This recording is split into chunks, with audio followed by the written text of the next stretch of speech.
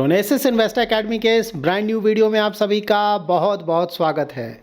GST 2 क्या भारतीय share बाजार को बचा पाएगा? बचा पाएगा मतलब कि ऐसा तो नहीं कि आने वाले दिनों में ज़्यादा गिर जाएगा, और क्या इसके कारण मार्केट तेज़ी से ऊपर जा सकता है, ये सब ब्रीफली डिस्कस करेंगे इस वीडियो में। और भी बहुत सारे इंपॉर्टेंट अपडेट्स हैं।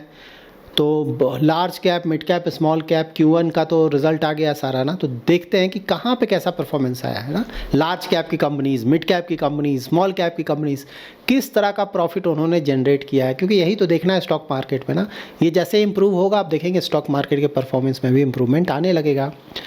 उसके बाद टैक्स हार्वेस्टिंग रिलेटेड आप लोग के क्वेरीज आ रहे हैं, इसको भी मैं ब्रीफली कवर करूँगा। और लास्ट डायरेक्ट और रेगुलर प्लान, कई बार समझाया है लेकिन नए नए सब्सक्राइबर्स जुड़ते हैं ना, जानना चाहते हैं, तो ब्रीफली मैं इसको भी कवर करूँगा। कौन सा अच्छा है, कहाँ पे ज़्यादा रिटर्न मिलेगा, क्या करना चाहिए। ठीक है, इन्फॉर्मेटिव वीडियो एज ऑलवेज, पूरा देखिए, अच्छी तरह से समझे। पसंद आए तो लाइक और शेयर जरूर करें। पहली बार हमारे यूट्यूब चैनल पर आ रहे हैं या बार बार आ रहे हैं, अब तक सब्सक्राइब नहीं किया तो जरूर सब्सक्राइब करें। मार्केट अपडेट से स्टार्ट करते हैं। तो इंडियन मार्केट का तो परफॉर्मेंस आज भी अच्छा है, मतलब इधर तो कुछ दिनों से हालात ठीक ही चल रहे हैं इंडियन मार्केट्स के ना। लेकिन हाँ, ये एक बात है कि इंडियन मार्केट ना, एक होता है ना कि ना अच्छी तरह से हंस पा रहा है ना रो पा रहा है। ठीक है, अच्छी तरह से हंस पाने का मतलब है ना कि भाई थोड़ा ऊपर जाए तेज़ी से, वो नहीं हो रहा है। और रोने का मतलब कि भाई बुरी तरह से गिर भी नहीं रहा है, बीच में ही कहीं थोड़ा बहुत ऊपर जा रहा है, फिर थोड़ा गिर रहा है, इसी तरह से चल रहा है। बट हाँ, पहले के मुकाबले देखेंगे थोड़ा मोमेंटम तो आया इंडियन स्टॉक मार्केट्स में पिछले कुछ दिनों में, इसमें कहीं कोई डाउट नहीं। आज भी परफॉर्मेंस देखिए ना, ऑलमोस्ट सभी कुछ आपको पॉजिटिव लगेगा। यहाँ पे देखिए large cap, mid cap, small cap, micro cap.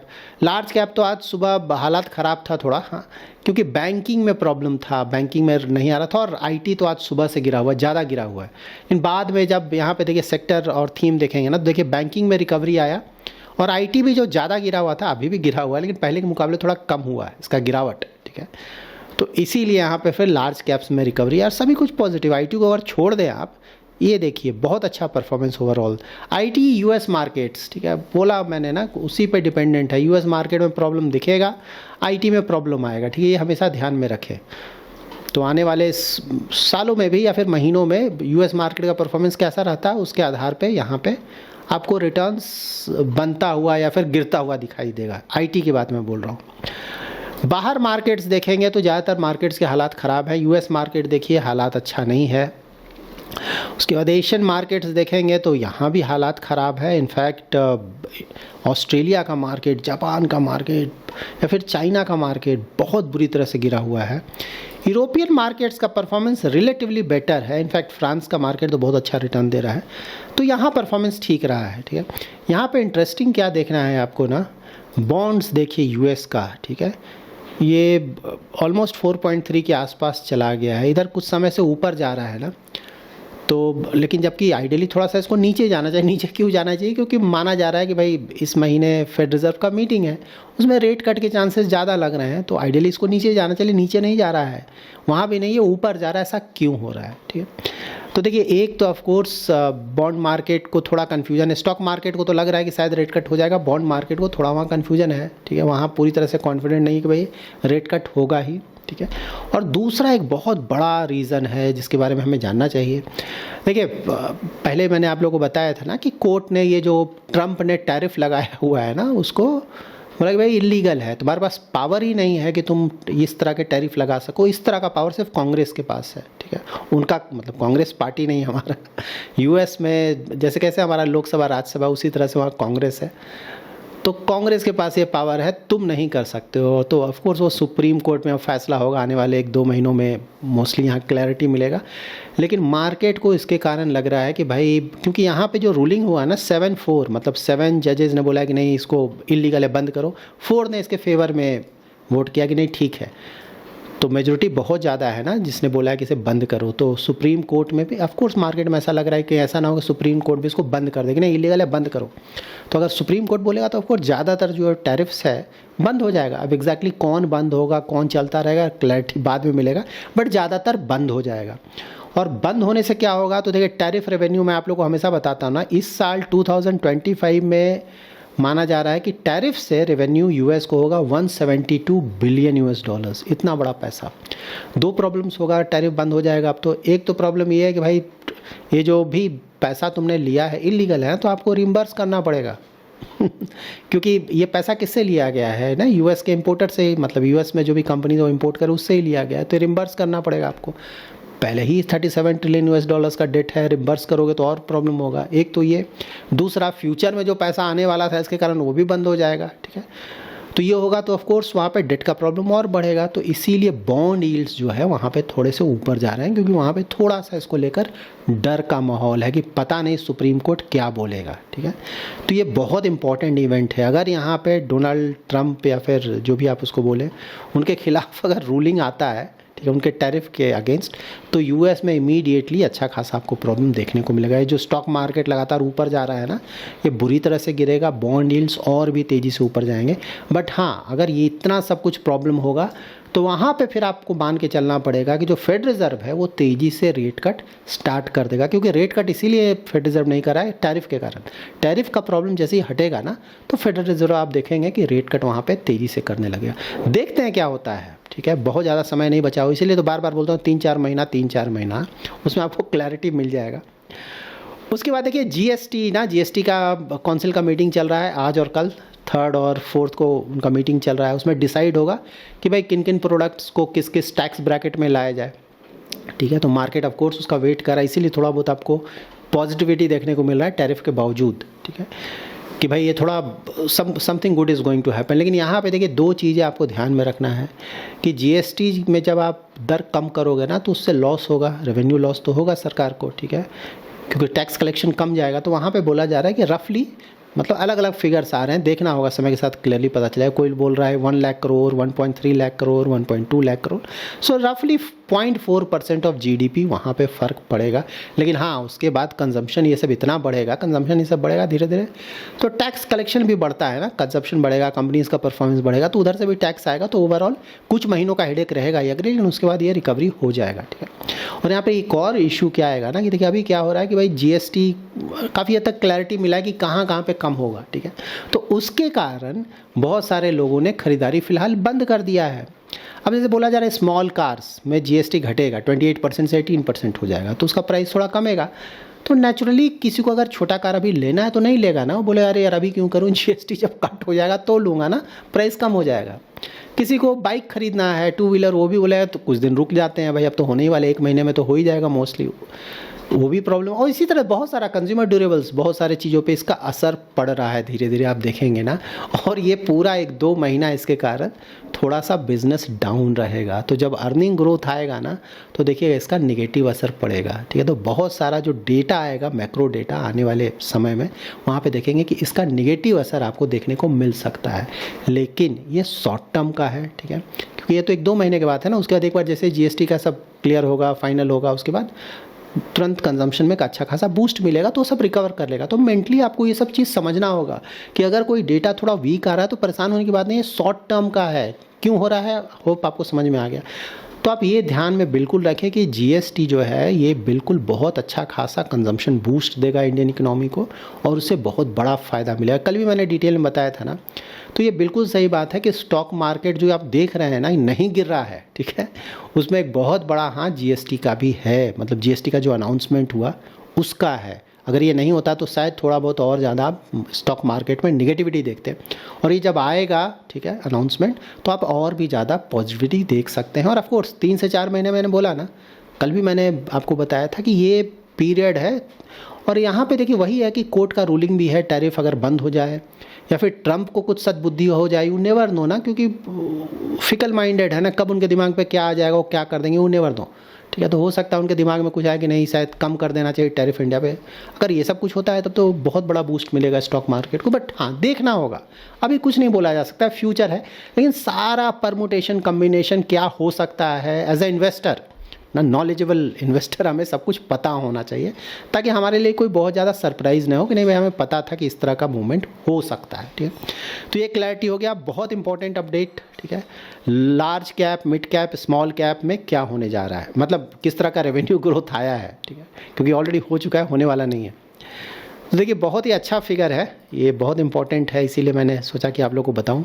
तो कि लार्ज कैप, ये फर्स्ट क्वार्टर फाइनेंशियल ईयर 26 का है, मतलब अप्रैल टू जून का 2025 का ये डेटा मैं आपको बता रहा हूँ, अप्रॉक्स फिगर है। ओके, सो लार्ज कैप्स का रफली year on year profit growth 10% के आसपास रहा है, मिड कैप्स का अबाउट 24% के आसपास रहा है, स्मॉल कैप्स का नेगेटिव में रहा है -9 to -11% के आसपास, और निफ्टी 50 का अगर आप देखें तो अबाउट 8% के आसपास का प्रॉफिट ग्रोथ रहा है। तो प्रॉफिट ग्रोथ मैंने पहले ही बताया था कि बहुत ज़्यादा अच्छा नहीं होगा लेकिन बहुत ज़्यादा ख़राब भी नहीं होगा, तो बिल्कुल ये डेटा वही बता रहा है कि ऐसा नहीं कि ख़राब है, ठीक है। और ये दिख रहा है, यहाँ से दिखा रहा है आपको कि धीरे धीरे ऊपर जा रहा है, जो कि बहुत बड़ी बात है। आने वाले 1-2 क्वार्टर में आप बिल्कुल देखेंगे कि इसका पॉजिटिव असर पड़ेगा। जो भी इनिशिएटिव्स लिए गए हैं ना, जिसके बारे में ऑलमोस्ट डेली बेसिस पर हम लोग डिस्कस करते हैं, वो आपको दिखेगा। तो जैसे ही ये प्रॉफिट ग्रोथ, जैसे लार्ज कैप्स मैंने बोला ना कि निफ्टी 50 का जैसे 8%, तो जैसे ये 12% के रेंज में जाने लगेगा ना, जो कि जाएगा आने वाले क्वार्टर्स में, तब आप देखिएगा कि बहुत अच्छा पॉजिटिव असर इसका पड़ने लगेगा। तो बस कुछ महीनों का होपफुली लेट्स सी, अगर और भी कोई बहुत ज़्यादा नेगेटिव कुछ ना हो जाए वर्ल्ड में, फ्यूचर है, नोबडी नोज़ ना, अगर इसी तरह का माहौल रहता है और बहुत ज़्यादा कुछ नेगेटिव ना हो जाता है, तो बिल्कुल आप एक्सपेक्ट कर सकते हैं कि परफॉर्मेंस इंप्रूव होना चाहिए। यहाँ पे देखिए स्मॉल कैप को लेकर बहुत ज़्यादा परेशान नहीं होना चाहिए, नेगेटिव है, ठीक है। स्मॉल कैप का एक डेटा मैं आपको देता हूँ। तो देखिए स्मॉल कैप में ऑल्दो नेगेटिव है, सही बात है, लेकिन पूरे स्मॉल कैप्स में ना, अगर वहाँ पे 91 कंपनीज़ ऐसे हैं स्मॉल कैप में, ठीक है, जहाँ की जो प्रॉफिट ग्रोथ है वो 25% से भी ऊपर आया है, 91 कंपनीज़, ठीक है।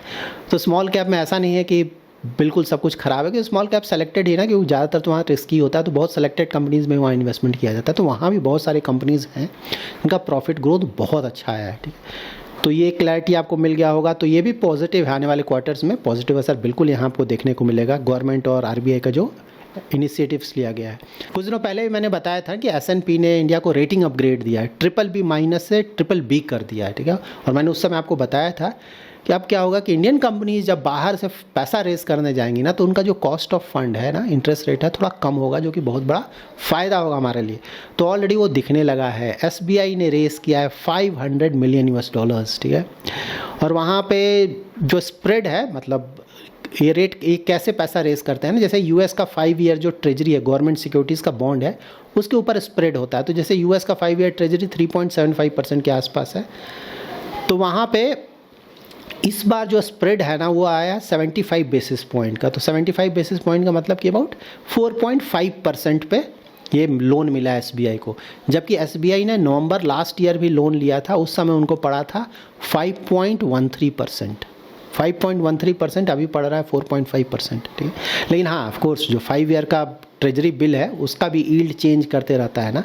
लेकिन जो स्प्रेड है, नवंबर में स्प्रेड था, डिफरेंस था 82 बेसिस पॉइंट्स का, जो कि अब घटकर हो गया है 75 बेसिस पॉइंट्स। तो ये 7 बेसिस पॉइंट्स का तो घटाव आया है ना, तो इसका बहुत बड़ा रीज़न है ऑफकोर्स रेटिंग अपग्रेड। आने वाले समय में ये थोड़ा और ये डिफरेंस बढ़ेगा, मतलब कि हमारे लिए कॉस्ट ऑफ फंड थोड़े और अच्छे होंगे, जो कि बहुत बड़ा पॉजिटिव है। नाउ मैं आपके 2 इंपॉर्टेंट क्वेरीज़ को आंसर कर देता हूँ। पहला है टैक्स हार्वेस्टिंग क्या होता है, कैसे किया जाता है। तो देखिए टैक्स हार्वेस्टिंग करने के 2 तरीके हैं, जिसके बारे में आपको भी बताऊंगा। एक तो होता है कि भाई लॉस टैक्स हार्वेस्टिंग, ठीक है। तो वहाँ पे आप क्या करोगे कि मान लीजिए आपने कोई स्टॉक खरीदा है, उसमें आपको लॉस हो रहा है, या फिर इक्विटी म्यूचुअल फंड, दोनों जगह एप्लीकेबल होगा। इक्विटी के लिए तो इक्विटी में आपका स्टॉक्स भी आ जाएगा, इक्विटी म्यूचुअल फंड में भी ये एप्लीकेबल हो जाएगा। तो यहाँ पे मान लीजिए किसी में आपको लॉस हो रहा है, मान लीजिए आपने 1 लाख का इन्वेस्टमेंट किया और वो 50,000 हो गया, 50,000 का लॉस हुआ, ठीक है। तो आप उसको तुरंत बुक कर दोगे, मतलब बेच दोगे, तुरंत बेच दोगे। तो यहाँ पे आपको 50,000 का लॉस हो गया, आपने लॉस बुक कर लिया। अब क्या करोगे, इमीडिएटली कुछ दिनों में आप उसको खरीद लोगे वापस, फिर से आपने 50,000 के आसपास खरीद लिया, ठीक है। तो यहाँ पे आपके पास तो सेम स्टॉक है या म्यूचुअल फंड स्कीम है या उसी रेट पे है, ठीक है। लेकिन आपने क्या किया, बीच में 1-2 दिन में कि मैं इसको लॉस बुक कर लिया। यहाँ पे आपको ध्यान में ये रखना है कि जो लॉन्ग टर्म कैपिटल लॉस होता है ना, उसको आप सिर्फ लॉन्ग टर्म कैपिटल गेन्स के अगेंस्ट ही सेट ऑफ कर सकते हैं। लेकिन जो शॉर्ट टर्म कैपिटल लॉस होता है ना, उसको आप लॉन्ग टर्म कैपिटल गेन्स या फिर शॉर्ट टर्म कैपिटल गेन्स दोनों के अगेंस्ट सेट ऑफ कर सकते हैं, ठीक है। इसको एक एग्जांपल से मैं आपको समझा देता हूँ, आसानी से समझ में आएगा। मान लीजिए आपने एक 2 इन्वेस्टमेंट किया अलग अलग स्टॉक्स में या इक्विटी म्यूचुअल फंड में, दोनों में एप्लीकेबल होगा, ठीक है। तो 2 स्टॉक्स है, एक 1-1 लाख दोनों आपने इन्वेस्ट किया दोनों जगह, एक जगह आपका 1 लाख जो है वो 50,000 बन गया, 50% का लॉस, ठीक है। और दूसरी जगह जो 1 लाख है वो 1,50,000 बन गया, 50,000 का प्रॉफिट वहाँ पे हो गया। तो आप यहाँ पे क्या कर सकते हैं कि जो लॉस हुआ है ना, जो कि पहले मैंने आपको बताया, उसको आप बेच दें, ठीक है। तो 50,000 का आपको पैसा मिला, 50,000 ना, 50,000 का तो लॉस हो गया, फिर से आप 50,000 का 2-3 दिन के बाद वही स्टॉक फिर से खरीद लें, तो स्टॉक आपके पास वापस आ गया, 50,000 का आपने लॉस भी बुक कर लिया। लेकिन दूसरा स्टॉक भी आप यहाँ पे बेच रहे हैं, मान लीजिए वो प्रॉफिट बहुत हो गया या फिर स्टॉक ओवर वैल्यूड हो गया, अगर आप बेचना चाहते हैं तो आपने उसको भी मान लीजिए बेच दिया, तो वहाँ तो आपको 50,000 का प्रॉफिट हुआ है, ठीक है। तो यहाँ पे एक जगह आपको 50,000 का लॉस हो रहा है, एक जगह 50,000 का प्रॉफिट हो रहा है, तो यहाँ पे आप किसी भी तरह का टैक्स पे नहीं करेंगे। तो कितना भी बड़ा अमाउंट है, 5 लाख का लॉस बुक कर लिया, 10 लाख का लॉस बुक कर लिया, उसके अगेंस्ट जो भी प्रॉफिट है उसको आप सेट ऑफ कर सकते हैं और 8 ईयर्स तक कैरी फॉरवर्ड कर सकते हैं। तो ये है। दूसरा ऑफ कोर्स है जो कि ना, अगर लॉन्ग टर्म कैपिटल गेन्स है तो अप टू 1.25 लाख तक हम टैक्स नहीं पे करते, उससे ज़्यादा अगर प्रॉफिट होता है तभी पे करते हैं। यहाँ पे आप क्या कर सकते हैं, कभी एक फाइनेंशियल ईयर में मान लीजिए जो प्रॉफिट हुआ है ना किसी में, म्यूचुअल फंड में, इक्विटी म्यूचुअल फंड या फिर स्टॉक में, अगर छोटा मोटा प्रॉफिट आपने उसको बेच दिया, ठीक है, बेच कर आपने बुक कर लिया। अब उसके बाद फिर से मान लीजिए कि इस फाइनेंशियल ईयर के ना लास्ट में हमने उसको बेच दिया, अगले फाइनेंशियल ईयर में फिर से उसी को कुछ दिन के बाद खरीद लिया। मान लीजिए आपका इन्वेस्टमेंट 1 लाख था, 2-3 साल के बाद वो 2 लाख बन गया, ठीक है, फिर आपने उसको बेच दिया तो 1 लाख का प्रॉफिट हो गया। तो लॉन्ग टर्म कैपिटल गेन्स है, 1 लाख प्रॉफिट, आप कोई भी टैक्स नहीं पे करेंगे, ठीक है। और उसके बाद फिर से आप 1 लाख रुपया का फिर से आप खरीद लेंगे, इन्वेस्टमेंट कर देंगे, ठीक है। तो यहाँ पे 1 लाख या फिर 2 लाख जो भी आप चाहें, वो जो प्रॉफिट हो रहा है उसका भी खरीद लें, ठीक है। तो यहाँ पे वो आपका कॉस्ट प्राइस हो जाएगा, ठीक है ना। पहले आपका कॉस्ट था 1 लाख, तो 1 लाख पे जो भी प्रॉफिट बनता उस पर आपको टैक्स पे करना होता। अब मान लीजिए 2 लाख बन गया, ठीक है, 2 लाख में 1 लाख का तो आपने टैक्स भी नहीं पे किया। अब 2 लाख का आपने इन्वेस्टमेंट किया तो अब कॉस्ट हो गया आपका 2 लाख। अब 2 लाख के ऊपर जो प्रॉफिट बनेगा उस पर ही आप टैक्स पे करेंगे। तो ये भी टैक्स बचाने का एक अच्छा उपाय है। लेकिन देखिए यहाँ पे बिल्कुल ध्यान में रखें कि इन चक्रों में आइडियली हमें नहीं पड़ना चाहिए। अगर आपने अच्छे क्वालिटी के इक्विटी म्यूचुअल फंड या फिर स्टॉक में इन्वेस्टमेंट किया है तो इन चक्रों में आइडियली हमें नहीं पड़ना चाहिए। मैं भी नहीं पड़ता हूँ, ठीक है। हाँ, कभी कभी ऐसा होता है ना कि स्टॉक में इन्वेस्टमेंट गलत हो गया या किसी ने गलती से किसी गलत म्यूचुअल फंड में इन्वेस्टमेंट कर दिया, वहाँ पे कुछ उस तरह का चेंजेस करना है तो किया जा सकता है, वो अलग चीज़ है। लेकिन अगर क्वालिटी अच्छा है तो मार्केट थोड़ा बहुत ऊपर नीचे होने के कारण आइडियली हमें नहीं बेचना चाहिए, हमेशा ध्यान में रखें, ठीक है। इसमें कोई मतलब अगर आप लॉन्ग टर्म इन्वेस्टर हैं तो ये सब करने से कोई खास आपको प्रॉफिट नहीं होने जा रहा, हमेशा ध्यान में रखें, ठीक है। तो शॉर्ट टर्म इन्वेस्टर है नो, 1-2% का प्रॉफिट, 2-3-4% का, वो अलग चीज़ है, वो जो चाहे करें। लेकिन लॉन्ग टर्म इन्वेस्टर्स ना, मतलब मीडियम टू लॉन्ग टर्म, 5 साल 10 साल 20 साल, वहाँ पे ये सब चीज़ करने का मतलब नहीं, प्रोवाइडेड क्वालिटी अच्छा हो, ठीक है। लेकिन हाँ, जानना चाहिए, अगर किसी को करना है तो कर सकता है। अब उसके बाद है डायरेक्ट और रेगुलर। देखिए, अगर आपको म्यूचुअल फंड्स का आइडिया है, मार्केट का थोड़ा आइडिया है, ठीक है, तो हमेशा ही आपको डायरेक्ट फंड्स ही लेना चाहिए। वहाँ पर रिटर्न थोड़े ज़्यादा आएंगे क्योंकि एक्सपेंस रेशियो थोड़ा कम होता है। लेकिन मान लीजिए आपको म्यूचुअल फंड का बिल्कुल आइडिया नहीं है, मार्केट का बिल्कुल आइडिया नहीं है, आपको पता ही नहीं कैसे इन्वेस्टमेंट करना है, वहाँ पे मान लीजिए आप किसी डिस्ट्रीब्यूटर का हेल्प से अपना इन्वेस्टमेंट कर रहे हैं, तब वहाँ पे रेगुलर प्लान भी चलेगा। क्योंकि अगर आपको बिल्कुल भी जानकारी नहीं है तो कहीं गलत इन्वेस्टमेंट करके पैसे को लूज़ करने से कहीं ज़्यादा अच्छा है कि किसी को थोड़ा पैसा देकर अच्छी तरह से इन्वेस्टमेंट किया जाए। तो इसको ये इस तरह से देखिए, अगर नॉलेज है, जानकारी है, खुद से इन्वेस्टमेंट कर सकते हैं, हमेशा डायरेक्ट प्लान के लिए जाएँ कि वहाँ पर एक्सपेंस रेशियो कम होगा और वहाँ पे रिटर्न्स थोड़े बढ़कर आएंगे। लेकिन अगर आपको बिल्कुल किसी चीज़ की कोई जानकारी ही नहीं है या फिर इतना टाइम नहीं है कि आप ये सब कर सकें, आप किसी का हेल्प ले रहे हैं, मान लीजिए किसी डिस्ट्रीब्यूटर का हेल्प ले रहे हैं, तो वहाँ पे रेगुलर प्लान को भी कंसिडर किया जा सकता है। So that's it in this video. अगर आपको ये वीडियो पसंद आया है तो जरूर लाइक एंड शेयर करें। पहली बार हमारे यूट्यूब चैनल पर आ रहे हैं तो चैनल को जरूर सब्सक्राइब करें। Thanks lot for watching.